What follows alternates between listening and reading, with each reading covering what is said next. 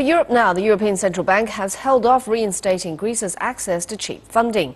Greek banks are still unable to borrow at 0%, which is the rate for others in the Eurozone, which means the people of Greece can only access €420 per month under capital controls. Our European correspondent Jack Porrick reports. The Greek people are asking for all the help they can get. They've seen restrictions on access to their money in the banks for nearly a year now. Many were hoping that the European Central Bank was going to announce it would begin accepting Greek government bonds as collateral again under a waiver.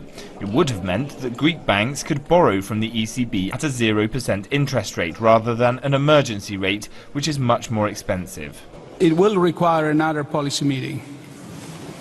We'll also have to see what the ESM board of directors will decide. But as I said, there will be a decision leading to the reinstatement of the waiver. Greece is continuing to push its creditors for debt relief, which would essentially mean a write-off of some of the money it owes. The International Monetary Fund says that has to happen for Greece's debts too.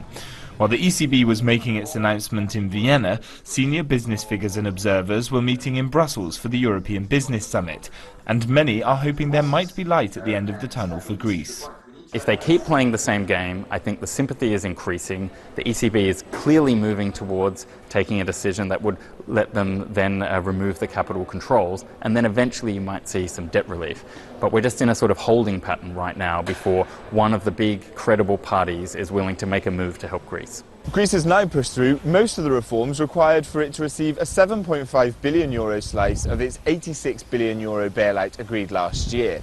The focus of the discussions now rests on debt relief and how willing Greece's creditors will be to write off some of the money it owes. Jack Porrick, CCTV, Brussels.